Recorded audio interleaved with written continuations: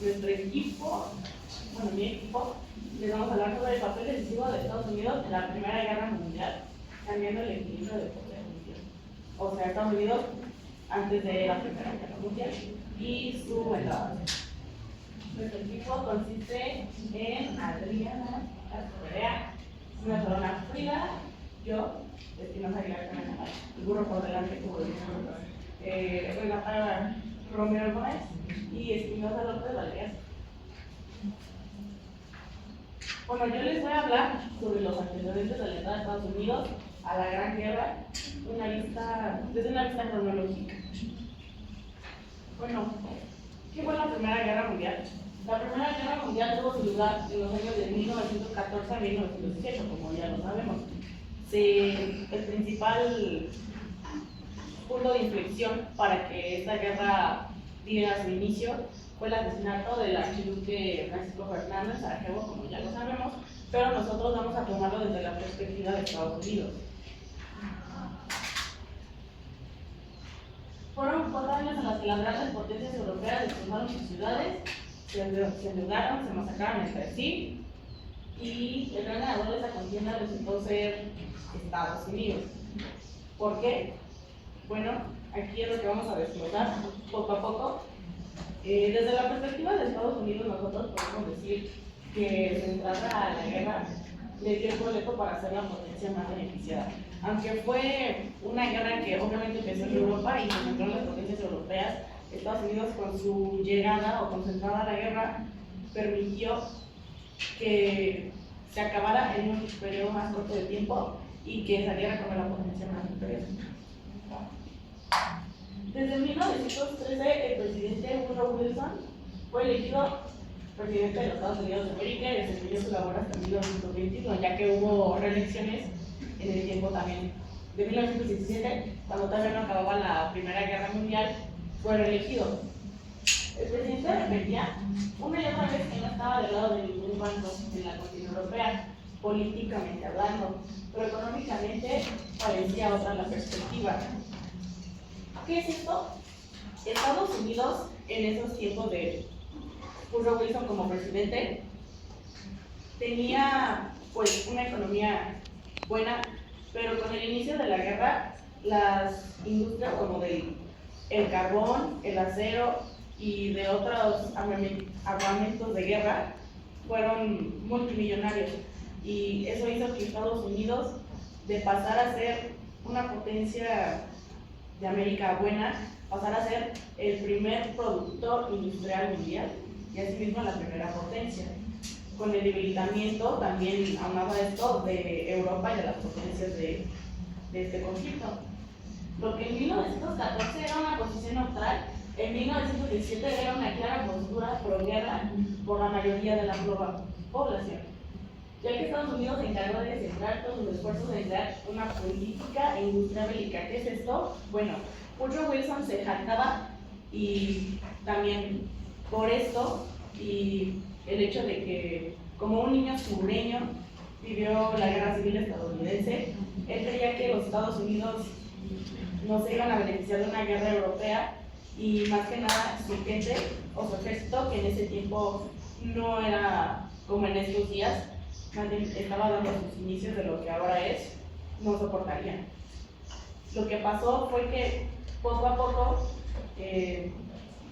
Estados Unidos se puede ver como que era una potencia neutral y que así se iba a quedar, y que al contrario, por las latentes amenazas del Estado alemán o de otras circunstancias, fue entrando a la guerra. Pero más bien, ya investigando, podemos decir que su preludio de la entrada a la guerra ya se veía venir desde hace tiempo. ¿Por qué puedo decir esto? Estados Unidos, aparte de convertirse por vender armamento y prestar dinero mediante sus bancos a las potencias de los dos bandos, pero más a las de la Triple Entente, porque eran sus aliados, por ya sea con relación histórica o de amistad del pasado, se fue haciendo más rico y vio beneficios, obviamente, en la guerra. Económicamente hablando, se podría decir que tenía un lado, el lado de Francia y los británicos, pero políticamente hablando estaba, por así decirlo, una fachada de que era una potencia neutral y que no iba a entrar en el conflicto. Ya que estaba todo listo, en 1917 se juntaron varios motivos para que finalmente Estados Unidos entrara a la Gran Guerra en abril de ese mismo año.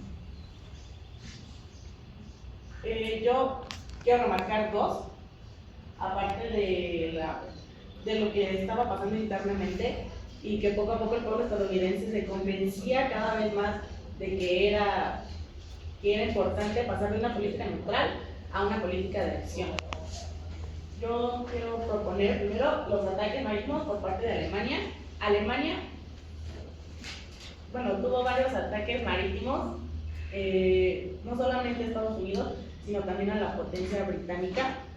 Estos varios ataques duraron un muy buen tiempo y empezaron más o menos en 1914, cuando igual empezó la Primera Guerra Mundial.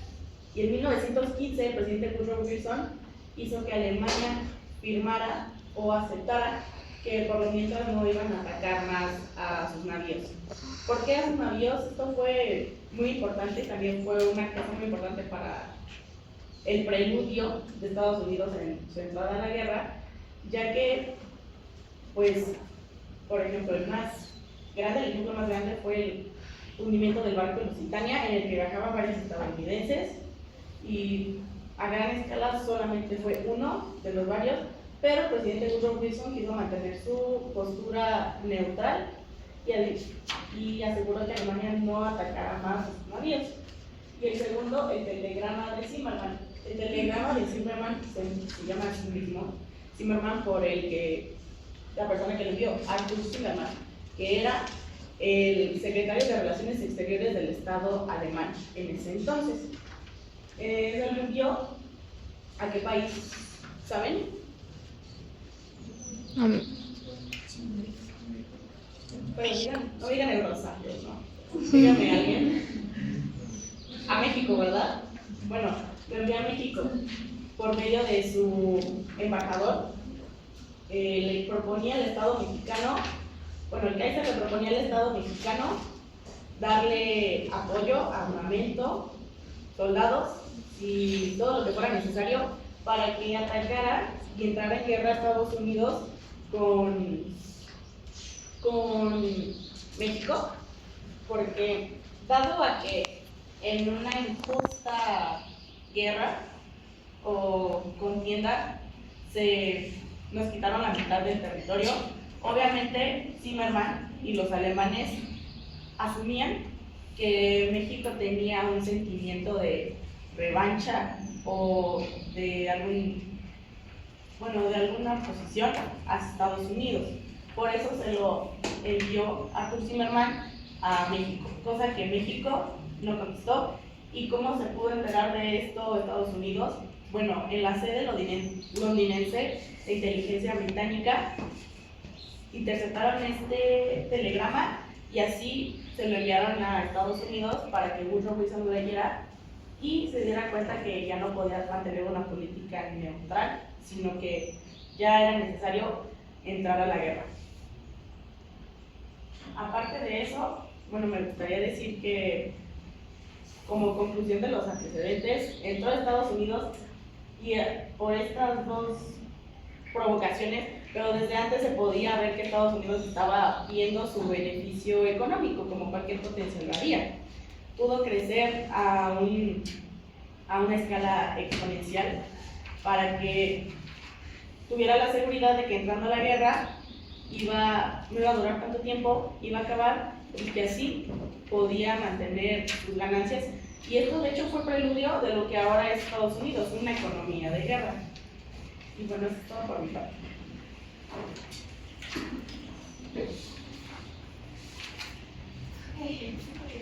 ¿Alguna vez han pensado por qué hoy en día Estados Unidos es una potencia mundial? Bueno, pues a continuación yo les diré por qué. Buenos días, compañeros. Para los que no me conocen, mi nombre es Elena Castro y el día de hoy les voy a presentar los aspectos socioeconómicos y culturales de Estados Unidos durante la Gran Guerra. No les vengo a aburrir, yo creo que ya todos sabemos que entre 1914 a 1918 hubo una gran guerra en Europa, que terminó siendo el poder central en Estados Unidos. Y si no lo sabían, pues ahí un spoiler. Como vimos anteriormente, la Primera Guerra Mundial marcó un giro en la historia general y logró que Estados Unidos se convirtiera en una de las potencias económicas más grandes que hay en el mundo. Ahora, ¿por qué les digo esto? ¿Por qué esto es importante? ¿Por qué es que Estados Unidos es tan importante del modo económico en este conflicto? A pesar de que luego de 3 años entró. Bueno, esto es ya que Estados Unidos hizo que el mundo conocido hasta ese momento, que estaba centrado normalmente en las potencias europeas, diera un giro y se hiciera un nuevo orden mundial. Ahora bien, por el volumen y la distribución del comercio exterior de Estados Unidos, se creía que tenía un buen nivel para calificar como potencia mundial. Sin embargo, por el año de 1913, Estados Unidos tenía una deuda considerable, pero gracias a las exportaciones que tuvo los últimos 20 años, se pensaba que podía hacerle un cambio a esta situación. Por otro lado, Gran Bretaña se creía que su principal enemigo en la política exterior era Alemania, pero en realidad era Estados Unidos, debido a que era su competidor más fuerte, ¿no? Si bien es conocido que antes de 1914 la política, la situación económica se sustentaba más que nada en la política británica de libre comercio, y no fue hasta después de la guerra que Estados Unidos tuvo el mayor valor. Ahora, durante esta etapa, desde una perspectiva cultural, la sociedad estadounidense experimentaba una serie de cambios y tensiones. Por un lado estaba el favoritismo americano y la sensación de nacionalidad. Esto gracias al presidente Woodrow Wilson y su campaña de propaganda que hubo de la guerra. Por otro lado estaba la diversidad étnica y cultural, que tenía tensiones internas debido a que la participación de la guerra y la política de movilización. Esta guerra afectó enormemente a la población de Estados Unidos. Tuvo un gran impacto, sobre todo porque llegó con muchos cambios hacia el país. Desde otro ángulo, la necesidad de los soldados y la muerte masiva que existió hizo que la industria tuviera un apogeo. Sin embargo, no había trabajadores. Debido a este hecho,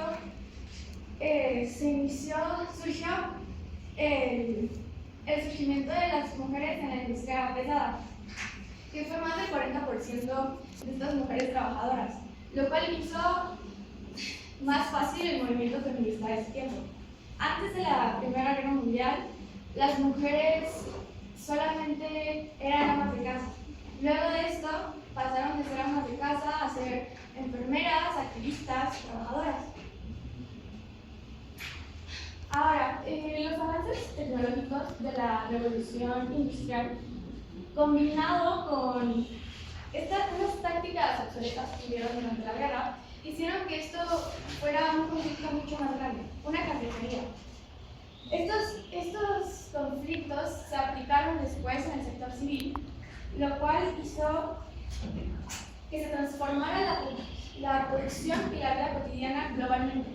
Gracias a esto es que Estados Unidos se convirtió en la potencia económica mundial que es hoy en día.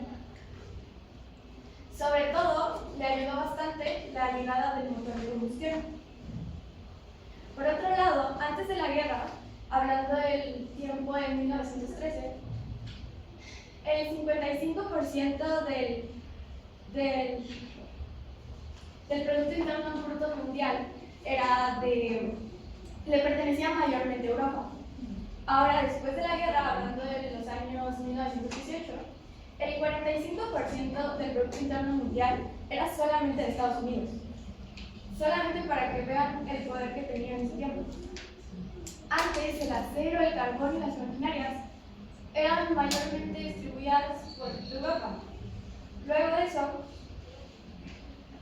ahora nuestros productos vienen de Estados Unidos en su mayoría. Esto hizo un cambio propicio en la balanza comercial, por lo que Estados Unidos pasó de ser un país deudor a ser un país acreedor. Si es que me están prestando atención, en este punto me parece muy obvio que Estados Unidos fue el mayor beneficiario de esta guerra. Y finalmente, Estados Unidos consiguió un cambio social y cultural gracias a esta guerra, pero con unas ideas que ya tenía antes de esta. El cambio social que vino con la experiencia de las mujeres, los trabajadores y las minorías durante la guerra, ayudó a la búsqueda de los derechos civiles en las futuras décadas. Y por último, yo los invito a reflexionar sobre cómo es que esta guerra nos afecta hoy en día, porque sigue siendo importante y porque después de tanto tiempo sigue siendo tan importante.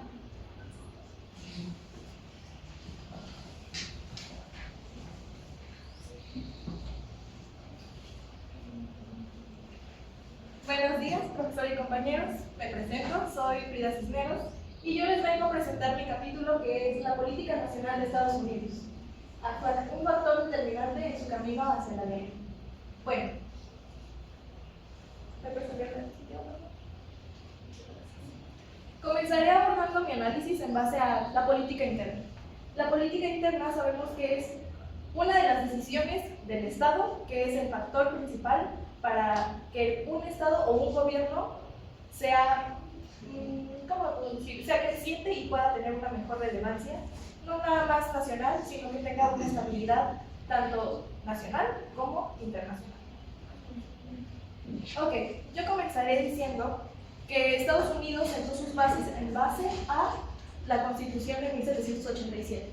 Sabemos que después de su independencia, Estados Unidos logró emanciparse de la idea absolutista de las monarquías e intentaron crear un nuevo sistema, un sistema presidencial, constitucional, una república, que sea diferente y sea democrática. De Estados Unidos, la democracia es una parte fundamental.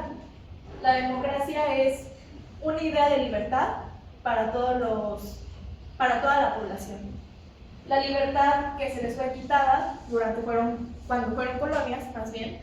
Entonces, pues podemos decir que la Constitución es una base fundamental para que entendamos el carácter de los Estados Unidos.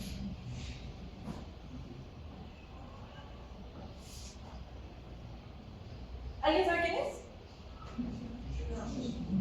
Muy bien. Para los que lo dijeron, muy bien. Es George Washington. Y yo les quiero decir una frase que me parece interesante y podemos hacer el análisis, que es: el gobierno no es una razón, tampoco es una elocuencia. Es fuerza, opera como el pueblo. Es un sirviente peligroso y un amo temible. En ningún momento se debe permitir que manos irresponsables lo controlen. ¿Esto qué nos puede decir? ¿Alguien tiene una idea? ¿Alguien me puede decir un análisis? ¿Una idea que tengan acerca de la frase?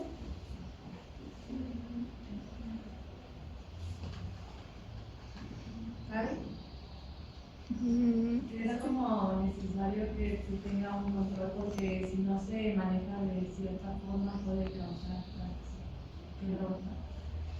Sí, en parte está bien. El gobierno es el corazón de un Estado. Si la política interna no funciona, el Estado no va a funcionar.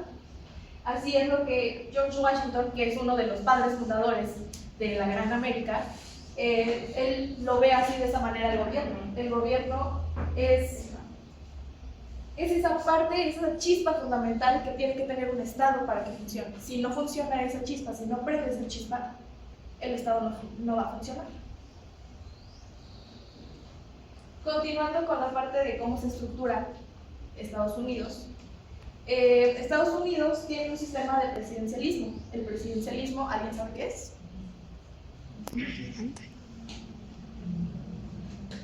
¿Nadie? ¿Nadie? Bueno. Es un sistema de organización política en donde se separan los poderes. ¿Cuántos poderes tiene Estados Unidos? Pues, ¿Cuáles?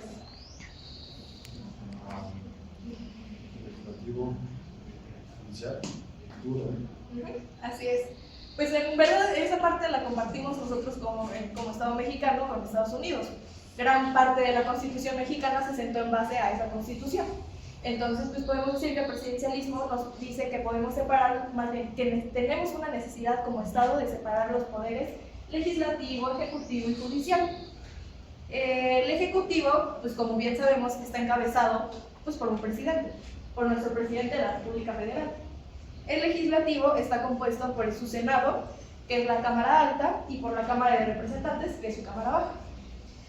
Ambas tienen el Senado siempre son 2 personas y dos personas por estado, y las de la Cámara de Representantes va en base de acuerdo a la población que tenga cada estado.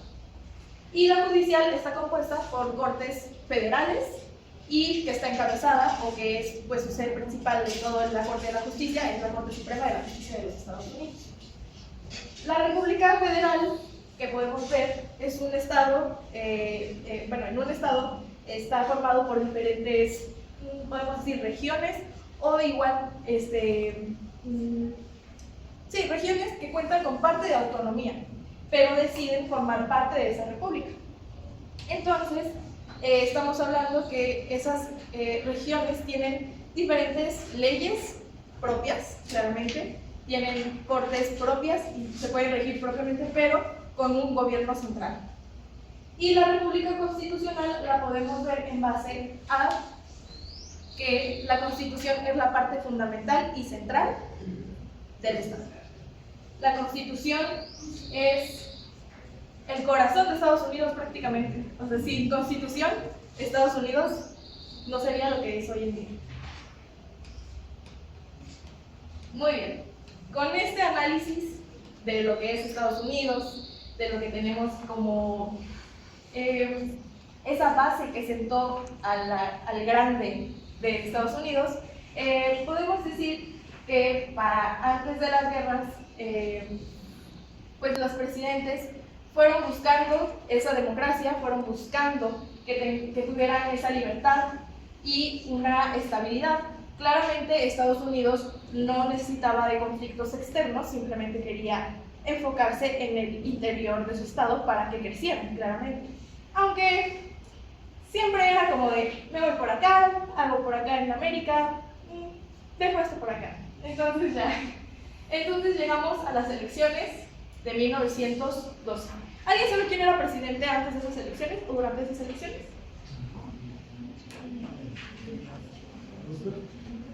No.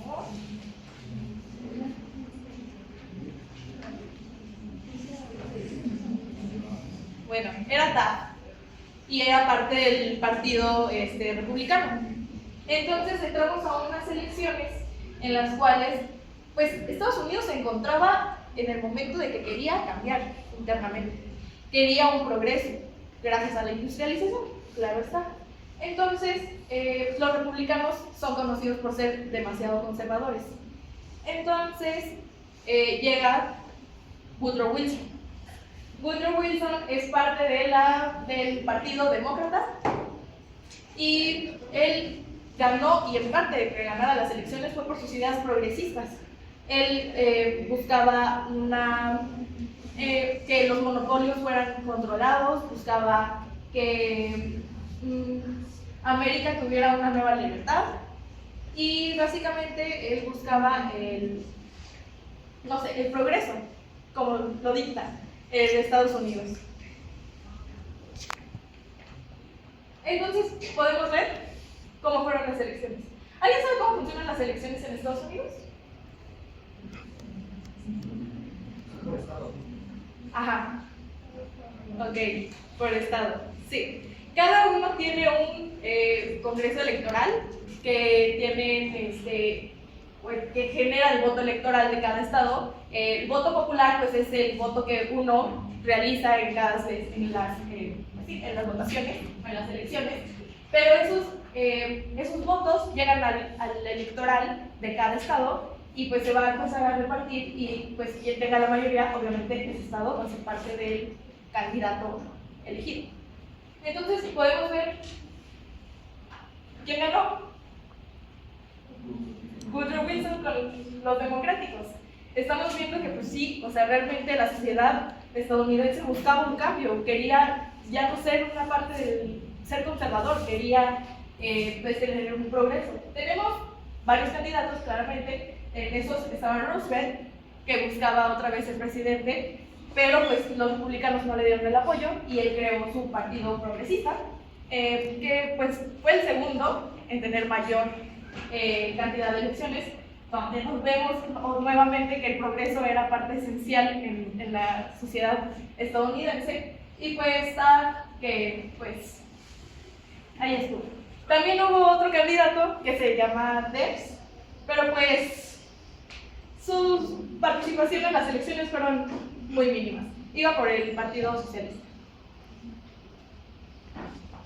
Entonces pues aquí podemos ver la nueva libertad que estaba proponiendo Woodrow Wilson y tenemos la reducción de aranceles, la reforma bancaria, protección de los recursos naturales, igualdad de acceso a los recursos naturales, en una infinidad de cosas que tenía él como ideas para las políticas. Pues la reducción de aranceles pues obviamente buscaba controlar los monopolios, buscaba que pues con esto de la industrialización no se saliera de manos y tuvieran impuestos, o sea que pagaran impuestos como se debería. Y pues con esto, en base a todas las políticas que estaban dictando, pues llegamos al tiempo de elecciones de 1916, en donde nada más se presentó junto con Hooch y pues él otra vez. Y pues su lema de su candidatura para el 1916 fue que no los llevó a la guerra, o sea, no llevó a la guerra a la sociedad estadounidense, lo cual pues le volvió a dar la victoria como candidato. Pues obviamente podemos ver, aunque seguimos viendo más teñido de azul por el demócrata, vemos que hay como una, no sé, o sea, algo más reñido, o sea, realmente era del 48 al 52%, del 46 al 42, 43, entonces estamos viendo que ya eran unas elecciones bastante reñidas. Obviamente esto pues nos hace cuestionar un poquito la política interna que llevaba Woodrow Wilson. Y pues nada más para concluir un poquito con el tema, pues podemos ver que la política interna sí es en base al funcionamiento del Estado. Es dictadores, es la parte más esencial que puede tener un Estado para su desarrollo, para su influencia y para la visibilización que va a tener internacionalmente. Bueno, buenos días compañeros, mi nombre es Rosa Rodríguez Sofía y yo les voy a hablar de la política exterior de Estados Unidos. Mi tema es espectadora potencia global, la transformación de la política exterior estadounidense ante la Primera Guerra Mundial. Bueno, desde su independencia en 1776, Estados Unidos se había caracterizado por ser un país con principios de neutralidad y de aislamiento. Todo comenzó con las 13 colonias, que les voy a mencionar, son Massachusetts, Nuevo Hampshire, Rhode Island, Connecticut, Nueva York, Pensilvania, Nueva Jersey, Delaware, Maryland, Virginia, Carolina del Norte, Carolina del Sur y Georgia. Estos principios de aislamiento y de neutralidad tuvieron más o menos origen en el discurso de despedida de George Washington, donde pronunció las siguientes palabras: La gran regla de nuestra conducta respecto a las naciones extranjeras debe reducirse a tener con ellas la menor conexión política que sea posible, mientras extendemos nuestras relaciones comerciales. Que los tratos que hemos hecho hasta ahora se cumplan con la más perfecta buena fe, pero no pasemos de aquí. Por lo que yo entendí, lo que quiere decir George Washington es que quería evitar tener conexiones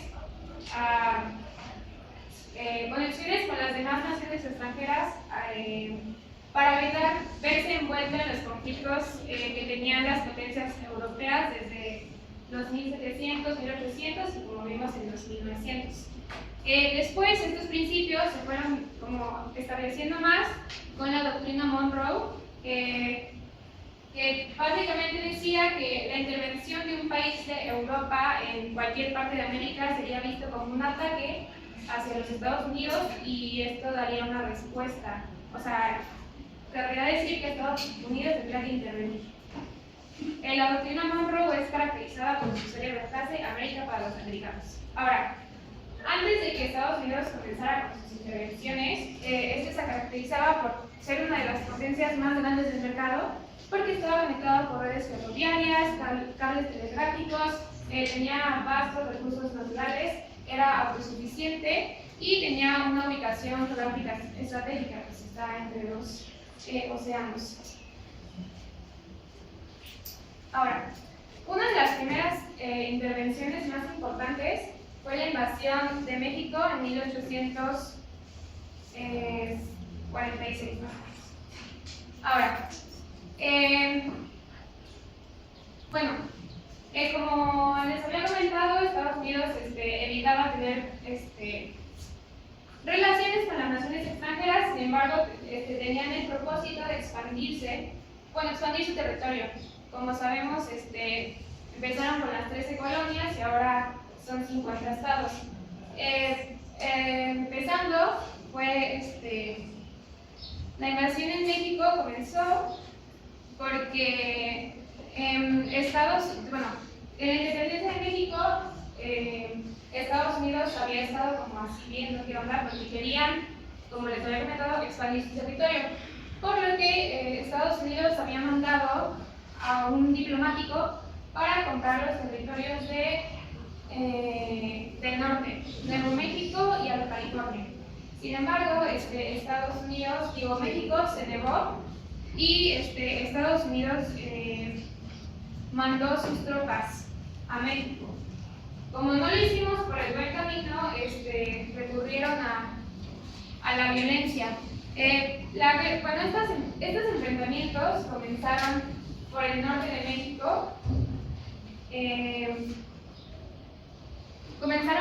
de México. Y fueron descendiendo hasta llegar a la Ciudad de México.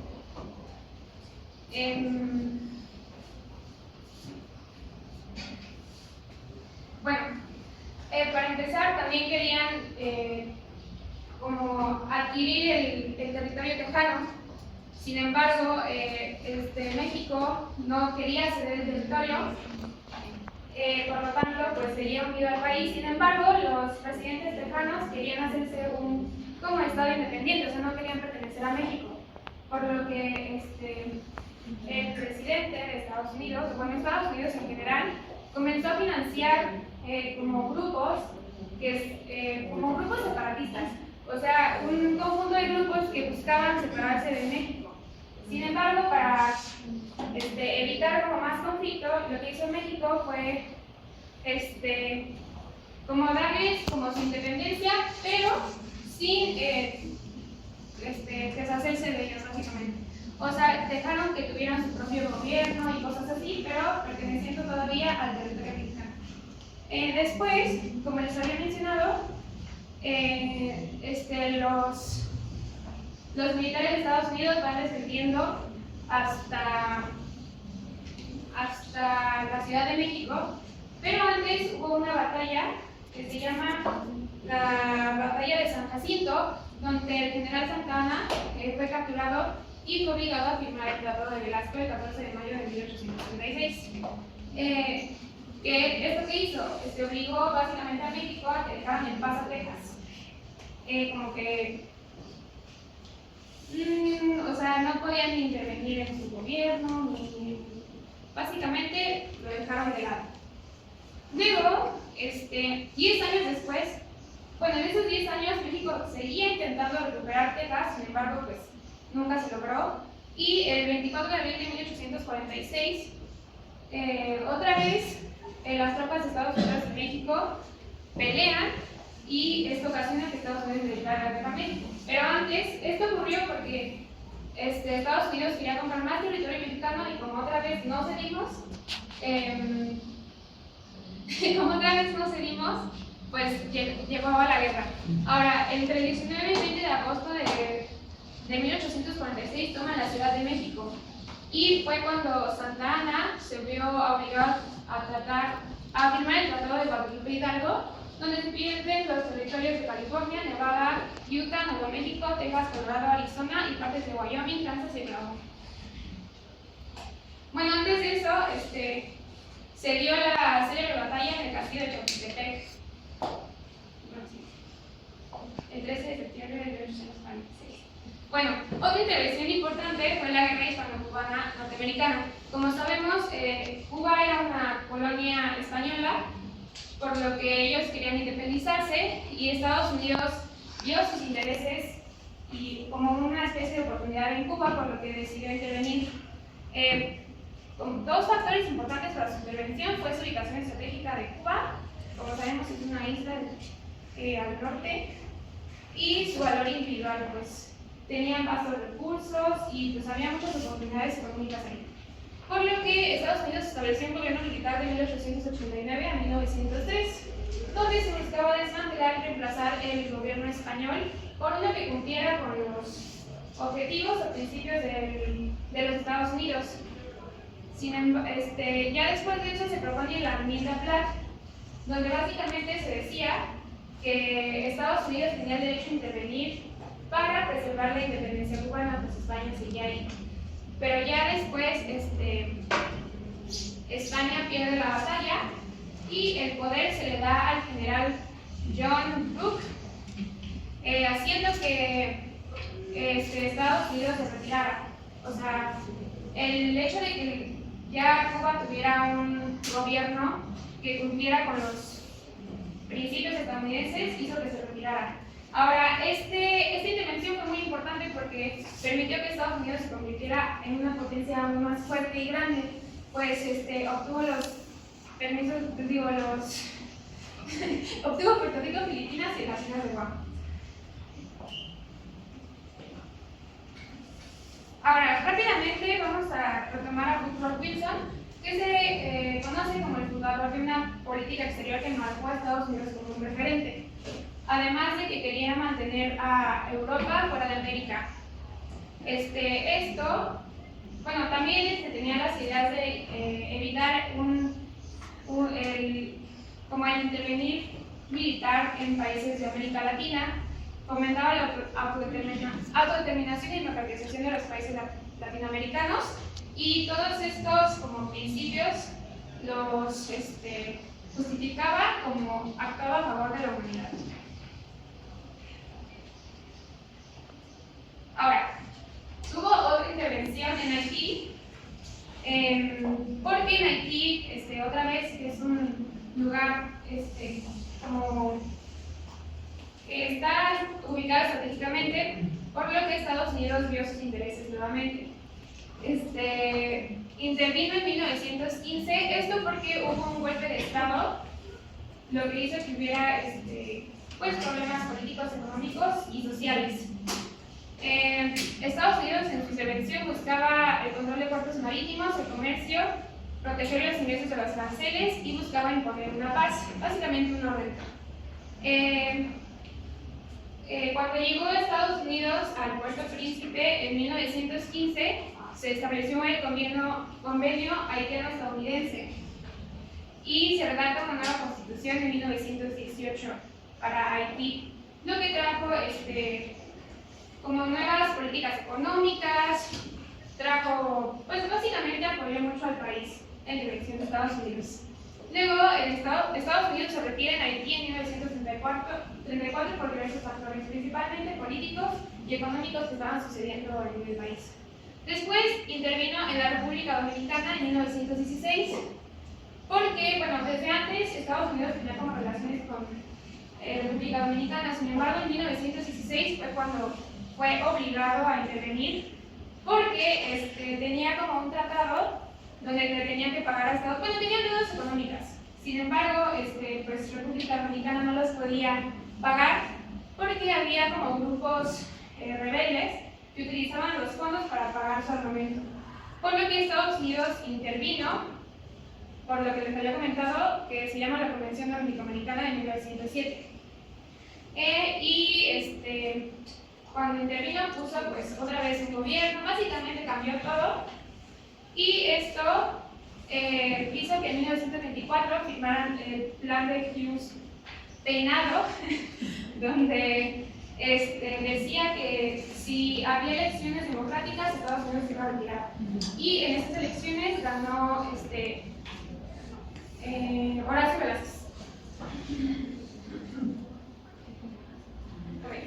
Hubo otra intervención a México, donde fue cuando Francisco I. Madero fue asesinado y llegó al poder Victoriano Huerta por medio de un golpe de Estado. Por lo que Wilson se desconoce el gobierno de Victoriano Huerta porque no llegaba, no llegó al poder de manera democrática, o sea, no cumplía con los estándares de Wilson. Por lo que Wilson comenzó a apoyar un movimiento constitucionalista mexicano de Venustiano Carranza. O sea, los financiaba y les daba armamento para quitar a Huerta del poder. Después hubo como un incidente que fue que Huerta arrestó a dos marinos de Estados Unidos. Fue un accidente, pero Estados Unidos lo tomó como un ataque, por lo que ocuparon Veracruz el 21 de abril de 1914, donde hubo una batalla por varios meses. Sin embargo, llegaron a un acuerdo diplomático y Huerta se fue del poder y establecieron relaciones diplomáticas.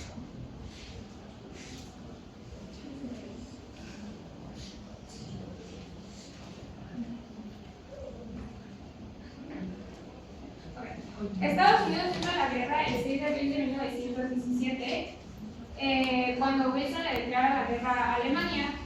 Entró apoyando a los aliados, es decir, a Triple Entente, estableció el reclutamiento obligatorio e hizo que aumentara la producción industrial y esto, también transportaba recursos a Europa. También envió 1.390.000 soldados, participó en 13 batallas y se mantuvo en el conflicto 19 meses. Estados Unidos no tuvo un papel militar muy importante en la guerra, sin embargo, económicamente y por suministros, pues sí tuvo un papel muy importante. Bueno, ya para finalizar, yo les voy a hablar del tema de el precio de la participación, Estados Unidos y los costos de la guerra mundial. Con esto me refiero a los hechos y a las consecuencias que existieron en el país durante esta época. Bueno, aquí tenemos al presidente Wilson, que es de lo que hemos estado hablando hasta ahorita mucho. Pues voy a retomar esto de que él tenía una posición neutral. En esas fechas Estados Unidos era muy tranquilo y como que su única forma en la que se involucró en el conflicto fue mediante el comercio y en la recepción de inmigrantes. Ya hasta el año de 1915 fue cuando tuvo como el primer frente, que es lo que les hablaba Hanay. Les voy a explicar un poquito más. Pues resulta que hundieron el transatlántico de Lusitania. En iban 128 estadounidenses, obviamente pues iban a tener un descontento y comenzaron las protestas en contra de Alemania. Lo que hizo Alemania pues fue evadir, porque empezó como a justificarse en que habían avisado que Lusitania llevaba contrabando, entonces pues era un blanco para frenar estos ataques. Pero pues aún así el presidente siguió en su estado neutral.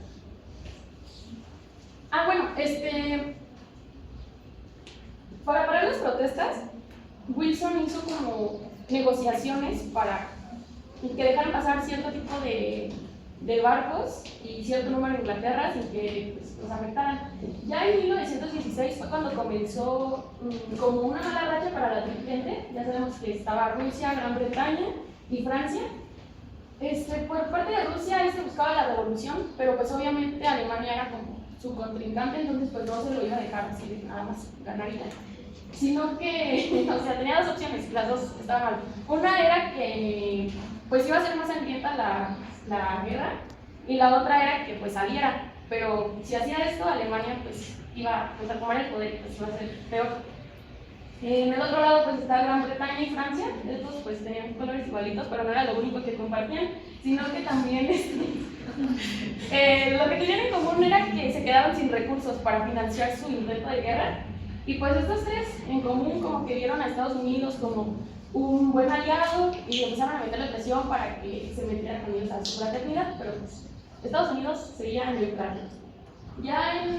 Bueno, aquí hay dos intereses así de muy importantes con los que pues, le dio inicio a su entrada. Uno era que Estados Unidos había prestado pues, dinero a Gran Bretaña y Francia. Entonces, si Alemania ganaba, pues no iban a recuperar nada de eso. La otra era que tenían grandes intereses por comercios con Europa, pero pues por la guerra se interrumpió esto. La única manera en la que podían retomarlo era pues si Estados Unidos entraba, y pues ya no le quedó de otra, como que ya iba más adelante. Ya en 1917, aquí está Kurt Zimmermann, que igual ya les había hablado Canal sobre esto.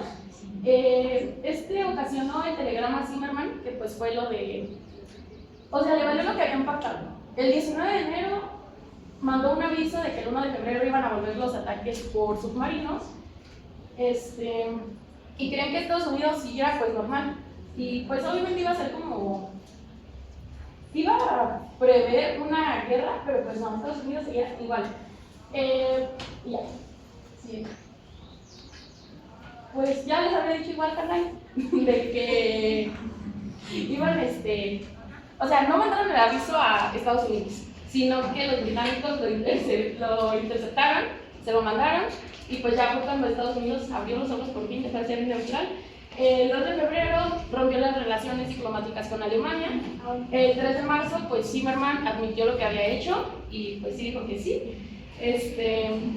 Y siguió hundiendo barcos. Y ya cuando ya vio eso Estados Unidos, dijo no, hay que parar aquí y ya. El 2 de abril fue cuando declaró la guerra, pero hasta el 6 de abril se declaró formalmente.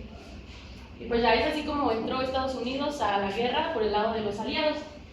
Bueno, los cambios que hubieron fue los principales, que el Congreso aprobó la Ley de Defensa Nacional. El siguiente es que el gobierno federal creció. Se estableció la Ley Liber, que colocaba al gobierno federal al mando de la producción y la distribución de alimentos. Entonces esto, pues, de igual forma terminó afectando a Alemania, ya que pues, se quedaban sin dinero, sin alimento, y empezaron como a tener como complicaciones para seguir con la guerra, y pues fue así como fueron frenando pues, a Alemania. Aquí la consecuencia pues fueron las muertes, que pues no fueron así de que muchísimas en comparación con otras guerras, pero pues era la primera, entonces sí estuvo impactante.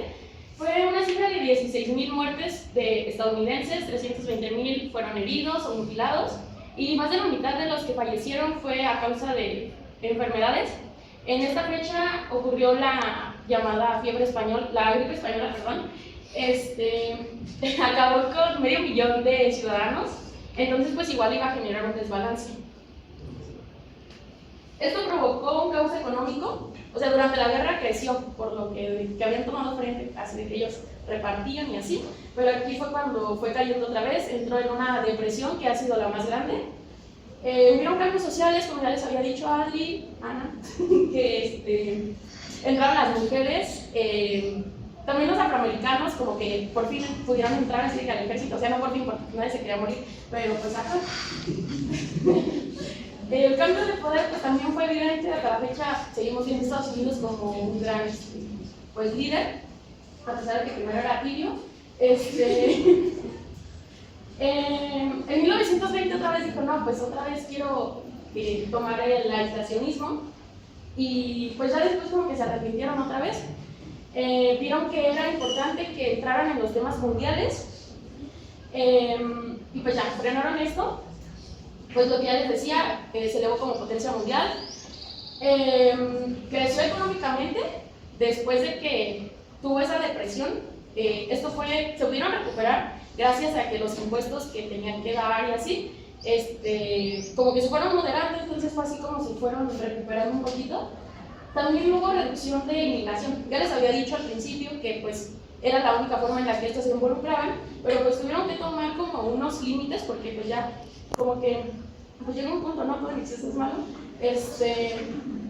Pues también ayudó a los avances tecnológicos y científicos y pues ya, para concluir, pues tenemos a Estados Unidos ahorita como un país muy respetable. Fue en esta fecha en la que comenzó a crecer políticamente, económicamente y también diplomáticamente, o sea, influenció a muchos países. Y pues se me olvidó mencionarles una parte, que era que el país como que se empezó a dividir en dos. Por una parte estaban la población marginada, o los que se sentían así como menos, así, estaban en contra pues de que Estados Unidos dejara de ser neutral.